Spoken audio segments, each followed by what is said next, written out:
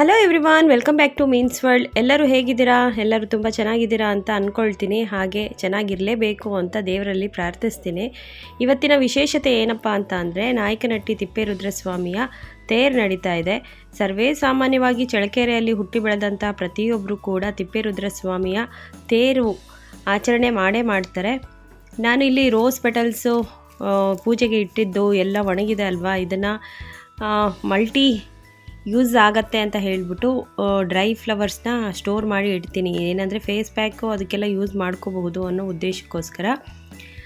ತೇರು ನಡೆಯೋದು ಮಧ್ಯಾಹ್ನ 3:15 ತೇರು ಎಳಿತಾರೆ. ಅದಕ್ಕೋಸ್ಕರ ನಾನು ಅಷ್ಟೊತ್ತಲ್ಲಿ ಅನ್ನ, ಸಾರು, ಪಲ್ಯ ಮತ್ತು ತಿಪ್ಪೇರುದ್ರಸ್ವಾಮಿ ಪ್ರಸಾದವಾಗಿ ಅಕ್ಕಿ ಪಾಯಸ ಮಾಡಿದ್ದೀನಿ. ಅಕ್ಕಿ ಪಾಯಸ ಅನ್ನೋದು ಅಲ್ಲಿ ಕೂಡ ಪ್ರಸಾದವಾಗಿ ನೀಡ್ತಾರೆ. ಅದಕ್ಕೋಸ್ಕರ ನಾನು ಮನೆಯಲ್ಲೂ ಕೂಡ ಅದೇ ಪಾಯಸನ ಮಾಡಿದ್ದೀನಿ. ಡ್ರೈ ಫ್ರೂಟ್ಸ್ ಆಮೇಲೆ ಹಾಕಬೇಕಾಗತ್ತೆ, ಮುಂಚೆನೇ ಹಾಕಿದರೆ ಎಲ್ಲ ಮೆತ್ತಗಾಗ್ಬಿಡತ್ತೆ ಅಂತ ಹೇಳಿ ಪಾಯಸ ರೆಡಿ ಮಾಡಿ ಇಟ್ಟಿದ್ದೀನಿ. ಇನ್ನೇನು ಪೂಜೆಗೆ ಎಲ್ಲನೂ ಜೋಡಿಸ್ಕೊಳ್ತಾ ಇದ್ದೀನಿ.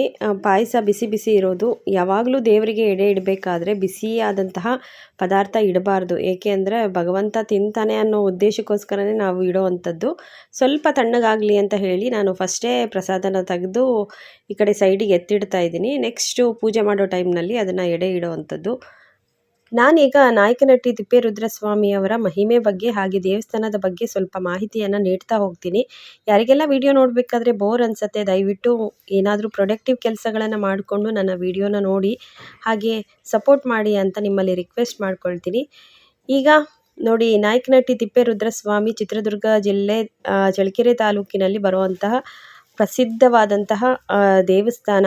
ಈ ಕರ್ನಾಟಕದಲ್ಲಿ ಯಾವುದೆಲ್ಲ ಪ್ರಸಿದ್ಧ ದೇವಸ್ಥಾನಗಳಿದೆ ಹಾಗೆ ಈ ನಾಯಕನಹಟ್ಟಿ ತಿಪ್ಪೇರುದ್ರಸ್ವಾಮಿಯು ಕೂಡ ತುಂಬ ಪ್ರಸಿದ್ಧವಾದಂಥದ್ದು.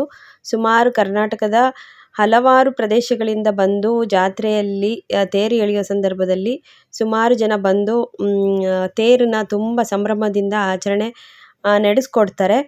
ಹಾಗೆ ಇಲ್ಲಿ ಯಾಕೆ ಒಣಕೊಬ್ಬರಿ ಸುಡ್ತಾರೆ ಅನ್ನೋದು ಎಲ್ಲರಿಗೂ ಕ್ವಶನ್ ಮಾರ್ಕ್ ಆಗಿರುತ್ತೆ. ಏನಕ್ಕೆ ಸುಡ್ತಾರೆ ಅಂದರೆ, ಕೆಲವೊಬ್ಬರು ಹರಕೆಗಳನ್ನು ಕಟ್ಟಿರ್ತಾರೆ, ಅದು ನೆರವೇರಿದ ಮೇಲೆ ಬಂದು ಇಲ್ಲಿ ಹರಕೆ ತೀರಿಸೋ ಪದ್ಧತಿ ಅದು. ಹಾಗೆ ಕೆಲವು ದೋಷಗಳು ಇರುತ್ತೆ, ಹಾಗೆ ದೃಷ್ಟಿ ದೋಷ ಇರುತ್ತೆ, ಇದೆಲ್ಲ ನಿವಾರಣೆ ಆಗಲಿ ಅನ್ನೋ ಉದ್ದೇಶಕ್ಕೋಸ್ಕರ ಒಣಕೊಬ್ಬರಿ ಸುಡ್ತಾರೆ. ಹಾಗೆ ಅದರಲ್ಲಿ ಬರುವಂತಹ ಕಪ್ಪು ಮಸಿಯನ್ನು ತಾವು ಇಟ್ಕೊಂಡು ತಮ್ಮ ಮನೆಯಲ್ಲಿ ಇರೋ ಪ್ರತಿಯೊಬ್ಬ ವ್ಯಕ್ತಿಗೂ ಇಡೋವಂಥ ಪದ್ಧತಿ ಮೊದಲಿಂದ ನಡ್ಕೊಂಬಂದಿದೆ. ಹಾಗೆ ಯಾರೆಲ್ಲ ನಾಯಕನಹಟ್ಟಿ ತಿಪ್ಪೇರುದ್ರಸ್ವಾಮಿ ರಥ ನಡೆಯೋ ಟೈಮ್ನಲ್ಲಿ ಹೋಗೋಕ್ಕೆ ಆಗದಿದ್ದವರು ಈ ರೀತಿ ಮನೆಯಲ್ಲೇ ನಾನು ಏನು ಆಚರಣೆ ಮಾಡ್ತಾ ಇದ್ದೀನಿ ಆ ರೀತಿ ಆಚರಣೆ ಮಾಡ್ಕೋಬಹುದು. ಯಾಕೆ ಅಂದರೆ ನಾನು ಬಾಲ್ಯದಿಂದನೂ ನೋಡ್ತಾ ಬಂದಿದ್ದೀನಿ ನನ್ನ ತಾಯಿ ಆಚರಣೆ ಮಾಡೋ ರೀತಿ. ಹಾಗೆ ನಮ್ಮ ಅತ್ತೆ ಮಾವ ಅವರು ಕೂಡ ತಿಪ್ಪೇರುದ್ರಸ್ವಾಮಿಯನ್ನು ತುಂಬ ನಡ್ಕೊಳ್ತಾರೆ. ಹಾಕ್ತೀನಿ, ಕ್ಲಿಪ್ಪಿಂಗ್ ಒಂದು ಹಾಕ್ತೀನಿ. ನಮ್ಮ ತಾಯಿಯವರು ಕೂಡ ಅವರ ಊರಲ್ಲಿ ಈ ಆಚರಣೆಯನ್ನು ನೆರವೇರಿಸಿರುವಂಥದ್ದು. ಈ ಪ್ರತಿಯೊಬ್ಬರು ಈ ಆಚರಣೆನ ಮಾಡೇ ಮಾಡ್ತಾರೆ, ಯಾರೆಲ್ಲ ತಿಪ್ಪೇರುದ್ರಸ್ವಾಮಿಯಲ್ಲಿ ನಡ್ಕೊಳ್ಳೋ ಅಂಥವ್ರು. ದೇವ್ರ ಮನೆಯಲ್ಲಿ ಪೂಜೆ ಎಲ್ಲ ಸಲ್ಲಿಸಿದ ನಂತರನೇ ಒಣಕೊಬ್ಬರಿಯನ್ನು ಸುಡಬೇಕಾಗಿರೋವಂಥದ್ದು. ಮನೆಯಿಂದ ಹೊರಗಡೆ ಹೋಗಿ ಸುಡಬೇಕು. ಯಾಕೆ ಅಂದರೆ ಏನೇ ದೃಷ್ಟಿ ದೋಷಗಳಿದ್ದರೆ ಅಥವಾ ಮನೆಗೆ ಯಾವುದೇ ದೃಷ್ಟಿ ಇದ್ರೂ ನಿವಾರಣೆ ಆಗಲಿ ಅನ್ನೋ ಉದ್ದೇಶಕ್ಕೋಸ್ಕರ ಮನೆಯಿಂದನೇ ಸುಟ್ಕೊಂಡು ಹೋಗ್ತಾ ಇರೋದಂಥದ್ದಲ್ಲ. ನಾನು ಏನು ಕೊಬ್ಬರಿಯ ಚಿಪ್ಪಿರುತ್ತೆ ಅಲ್ವಾ, ಅದನ್ನು ನಾನು ಸುಟ್ಕೊಂಡು ಅದನ್ನು ಸ್ವಲ್ಪ ಕೆಂಡ ರೀತಿಯಲ್ಲಿ ಬೆಂಕಿ ರೀತಿಯಲ್ಲಿ ಮಾಡಿಕೊಂಡು ಹೊರಗಡೆ ಇಟ್ಕೊಂಡು ಆಮೇಲೆ ಒಣಕೊಬ್ಬರಿಯನ್ನು ಸುಡ್ತಾ ಇರೋವಂಥದ್ದು. ಮನೇಲಿ ಎಷ್ಟು ಜನ ಇರ್ತೀರಿ ನಾವೆಲ್ಲರೂ ಸೇರಿಕೊಂಡು ಒಣಕೊಬ್ಬರಿಯನ್ನು ಸುಡಬೇಕು. ಮಕ್ಕಳು ಸ್ಕೂಲಿಗೆ ಹೋಗಿದ್ರು, ಅದಕ್ಕೋಸ್ಕರ ನಾನು ನಮ್ಮ ಮನೆಯವರು ಸೇರಿಕೊಂಡು ಒಣಕೊಬ್ಬರಿಯನ್ನು ಸುಟ್ವಿ. ಸುಟ್ಟ ನಂತರ ಬರೋವಂತಹ ಲೇಹ ಇರುತ್ತಲ್ವ, ಅದನ್ನು ಹಣೆಗೆ ಹಚ್ಕೊಂಡ್ರೆ ಆಯಿತು. ಆಲ್ರೆಡಿ ನಾನು ಹೇಳಿದೆ, ನಮ್ಮ ತಂದೆ ತಾಯಿ ಮನೆಯಲ್ಲೂ ಕೂಡ ಈ ರೀತಿ ಪದ್ಧತಿನ ಆಚರಣೆ ಮಾಡ್ತಾರೆ ಅಂತ. ನಾನು ಬಾಲ್ಯದಿಂದ ಇದನ್ನು ನೋಡಿ ಕಲ್ತಿರುವಂಥದ್ದೇ ನಾನು ಕೂಡ ಆಚರಣೆ ಮಾಡ್ತಾ ಇರುವಂಥದ್ದು. ನಮ್ಮ ಅತ್ತೆ ಮಾವನ ಮನೆಯಲ್ಲಿ ಅವರು ಡೈರೆಕ್ಟಾಗಿ ತೇರು ನಡೆಯೋ ಜಾಗಕ್ಕೆ ಹೋಗಿ ಪೂಜೆ ಮಾಡಿಸ್ಕೊಂಡು ಬರ್ತಾರೆ. ಹೋಗೋಕ್ಕಾಗದಿರೋರು ಈ ರೀತಿ ಪದ್ಧತಿಯನ್ನು ಮನೆ ಮುಂದೆ ಆಚರಣೆ ಮಾಡಬಹುದು. ತಿಪ್ಪೇರುದ್ರಸ್ವಾಮಿಯ ಮಹಿಮೆ ತುಂಬ ಇದೆ. ಸಾಕಷ್ಟು ಮಹಿಮೆಗಳನ್ನು ಹೇಳ್ತಾ ಹೋದಷ್ಟು ದೊಡ್ಡದು ಆಗ್ತಾನೇ ಹೋಗುತ್ತೆ. ನನಗೆ ತಿಳಿದಷ್ಟು ಮಟ್ಟಿಗೆ ನಾನು ಹೇಳ್ತೀನಿ. ತಿಪ್ಪೇರುದ್ರಸ್ವಾಮಿ ಅಂತ ಹೆಸರು ಬಂದಿದ್ದು ಅವರು ತಿಪ್ಪೆ ಮೇಲೆ ನಿಂತ್ಕೊಂಡು ಸಾಧನೆ ಮಾಡಿದ್ರು. ಅದಕ್ಕಾಗಿ ಎಲ್ಲರ ಕಷ್ಟಗಳನ್ನು ನಿವಾರಣೆ ಮಾಡ್ತಾರೆ. ಅಂದರೆ ಜನಸಾಮಾನ್ಯರ ಎಷ್ಟು ಕೆಳವರ್ಗದ ಜನರೂ ಇದ್ದರೂ ಕೂಡ ಅಂತಹವ್ರದ್ದು ಕಷ್ಟಗಳನ್ನು ಪರಿಹಾರ ಮಾಡುವಂತಹ ಶಕ್ತಿ ಇರೋ ಏಕೈಕ ದೈವ ಅಂತ ಅಂದರೆ ತಿಪ್ಪೇರುದ್ರ ಸ್ವಾಮಿ ಅನ್ನೋದು ಎಲ್ಲರೂ ಸುತ್ತಮುತ್ತ ಹಳ್ಳಿಯಲ್ಲಿ ಆಚರಣೆ ಮಾಡ್ಕೊಂಡು ಬಂದಿರೋ ಅಂಥದ್ದು. ಹಾಗೆ ತಿಪ್ಪೇರುದ್ರ ಸ್ವಾಮಿ ಅಂದರೆ ಶಿವನ ಇನ್ನೊಂದು ರೂಪ ಅಂತ ಹೇಳಿಬಿಟ್ಟು ಆರಾಧನೆ ಮಾಡುವಂಥದ್ದು. ಭಕ್ತಾದಿಗಳು ತಮ್ಮ ಸಂಕಷ್ಟಗಳನ್ನು ಹರಸಪ್ಪ ಭಗವಂತ ಅಂತ ಹೇಳಿಬಿಟ್ಟು ಹರಕೆಗಳನ್ನು ಕಟ್ಟಿರ್ತಾರೆ. ಹಾಗಾಗಿ ಇಲ್ಲಿ ಸರ್ವೇ ಸಾಮಾನ್ಯವಾಗಿ ಬೇರೆ ಕಡೆ ಹರಕೆ ಯಾವುದೆಲ್ಲ ಅವರವರ ಪದ್ಧತಿ ಪ್ರಕಾರ ತೀರಿಸೋದು ಇರುತ್ತೆ, ಹಾಗೆ ಇಲ್ಲಿ ತಿಪ್ಪೇರುದ್ರ ಸ್ವಾಮಿಯಲ್ಲಿ ಹರಕೆ ತೀರಿಸೋ ಪದ್ಧತಿ ಅಂದರೆ ಒಣಕೊಬ್ಬರಿ ಸುಡೋ ಅಂಥದ್ದು. ಭಕ್ತಾದಿಗಳು ತಮ್ಮ ದೋಷಗಳ ಪರಿಹಾರ ಆಗಲಿ, ಹಾಗೆ ನಮ್ಮ ಸಮರ್ಪಣಾ ಭಾವನೆಯನ್ನು ವ್ಯಕ್ತಪಡಿಸೋ ರೀತಿ ಇದು ಒಣಕೊಬ್ಬರಿ ಸುಡೋ ಅಂಥದ್ದು ಅಂತ ನನಗೆ ತಿಳಿದಿರೋ ಅಂಥದ್ದು. ನಾವು ಕೂಡ ಸ್ವಲ್ಪ ಪ್ರಸಾದ ತೊಗೊಳ್ಳೋಣ ಅಂತ ಹೇಳಿಬಿಟ್ಟು ಅರ್ಧಂಬರ್ಧ ಸುಟ್ಟಿರೋ ಒಣಕೊಬ್ಬರಿಯನ್ನು ಮತ್ತೊಮ್ಮೆ ಇನ್ನೊಂದು ಹೋಳನ್ನು ಸುಟ್ಕೊಂಡು ಅದನ್ನು ಕಪ್ಪು ಹಚ್ಕೊಂಡು ಎಲ್ಲ ದೋಷಗಳು ನಿವಾರಣೆ ಆಗಲಿ ಅಂತ ಹೇಳಿ ಭಗವಂತನಲ್ಲಿ ಪ್ರಾರ್ಥನೆ ಮಾಡಿಬಿಟ್ಟು ಈಗ ಊಟ ಮಾಡ್ತಾಯಿದ್ದೀವಿ.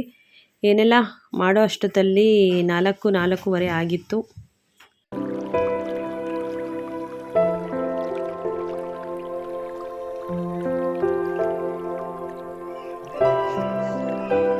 ನಮ್ಮ ಮನೆಯಲ್ಲಿ ಇರೋವಂತಹ ಸಂಪೂರ್ಣ ದೃಷ್ಟಿಗಳು ದೋಷ ನಿವಾರಣೆ ಆಗಿದೆ ಅಂತ ಭಾವಿಸ್ಕೊಂಡು ನಾನು ನೆಮ್ಮದಿಯಾಗಿ ಪಾರ್ಕಿಗೆ ಹೋಗಿ ವಾಕ್ ಮಾಡ್ಕೊಂಡು ಬಂದೆ. ಅಷ್ಟರಲ್ಲಿ ಮಕ್ಕಳು ಸ್ಕೂಲಿಂದ ಮನೆಗೆ ಬಂದು ಹೊಟ್ಟೆ ಹಸಿತಿದೆ ಅಂತ ಹೇಳಿದರು. ಹಾಗಾಗಿ ಅವರಿಗೋಸ್ಕರ ಆಲೂ ಪರೋಟ ಮಾಡ್ತಾಯಿದ್ದೀನಿ. ಆಲ್ರೆಡಿ ನನ್ನ ಚಾನಲಲ್ಲಿ ಆಲೂ ಪರೋಟ ರೆಸಿಪಿ ಇದೆ, ಯಾರಿಗೆಲ್ಲ ಬೇಕು ಚೆಕ್ ಮಾಡಿ. ಹಾಗೆ ಸಿಂಪಲ್ ಆಗಿರೋ ಅಂತಹದ್ದು, ಯಾವಾಗ ಬೇಕು ನೆನೆಸ್ಕೊಂಡ್ರು ತಕ್ಷಣ ಪ್ರಿಪೇರ್ ಮಾಡಬಹುದಾದಂತಹ ಈಸಿ ಆದಂತಹ ರೆಸಿಪಿ. ಮಕ್ಕಳು ತುಂಬ ಇಷ್ಟಪಟ್ಟು ತಿಂತಾರೆ. ಈವ್ನಿಂಗ್ ಸ್ನ್ಯಾಕ್ಸ್ ರೀತಿಯಲ್ಲಾದರೂ ತಿನ್ಬೋದು, ಹಾಗೆ ಮಾರ್ನಿಂಗ್ ಟಿಫನ್ನು ಇಲ್ಲ ಲಂಚ್ ಈ ರೀತಿ ಯಾವುದೋ ವಿಧದಲ್ಲಾದರೂ ಬೇಕಾದರೂ ಸೇವನೆ ಮಾಡಬಹುದು. ನೋಡಿ, ಈ ರೀತಿ ಪೋಟ್ಲಿ ಥರ ಅದನ್ನು ಸ್ಟಫಿಂಗ್ ಮಾಡಿಬಿಟ್ಟು ಆಲೂ ಪರೋಟ ಮಾಡುವಂಥದ್ದು ತುಂಬ ಸಿಂಪಲ್ಲು.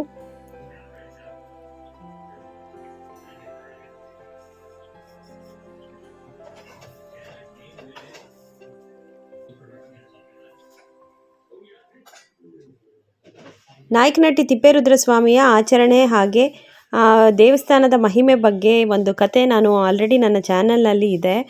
ನಿಮಗೆ ಯಾರಿಗೆಲ್ಲ ಇಂಟ್ರೆಸ್ಟ್ ಇದೆ ದಯವಿಟ್ಟು ಹೋಗಿ ಆ ವಿಡಿಯೋನ ಚೆಕ್ ಮಾಡ್ಬೋದು. ಬೇಕಾದರೆ ನಾನು ಇದೇ ವಿಡಿಯೋದಲ್ಲಿ ಅದನ್ನು ಟ್ಯಾಗ್ ಮಾಡಿರ್ತೀನಿ, ಒಮ್ಮೆ ಚೆಕ್ ಮಾಡಿ. ಸಂಪೂರ್ಣ ಮಾಹಿತಿ ಅದರಲ್ಲಿದೆ. ಯಾರೆಲ್ಲ ಈ ವಿಡಿಯೋನ ಸಂಪೂರ್ಣವಾಗಿ ವಾಚ್ ಮಾಡಿದ್ದೀರಾ ಅವರಿಗೆ ಧನ್ಯವಾದಗಳು. ಆ ತಿಪ್ಪೇರುದ್ರ ಸ್ವಾಮಿ ಎಲ್ಲರಿಗೂ ಒಳ್ಳೇದು ಮಾಡಲಿ ಅಂತ ನಾನು ದೇವರಲ್ಲಿ ಪ್ರಾರ್ಥನೆ ಮಾಡ್ತೀನಿ. ಹಾಗೆ ಈ ವಿಡಿಯೋದಲ್ಲಿ ಯಾವುದಾದ್ರೂ ಒಂದು ಪಾರ್ಟ್ ನಿಮಗೆ ಇಷ್ಟ ಆಗಿದರೆ ದಯವಿಟ್ಟು ಲೈಕ್ ಕೊಡಿ, ಹಾಗೆ ಕಮೆಂಟ್ ಮಾಡೋದು ಮರಿಬೇಡಿ. ಈ ವಿಡಿಯೋ ಇಷ್ಟ ಆಗಿದೆ ಅಂತ ನಾನು ಭಾವಿಸ್ತೀನಿ. ಮತ್ತೆ ಹೊಸ ವಿಡಿಯೋದೊಂದಿಗೆ ಬರ್ತೀನಿ. ಅಲ್ಲಿವರೆಗೂ ಟಾಟಾ, bye bye, take care, thank you so much.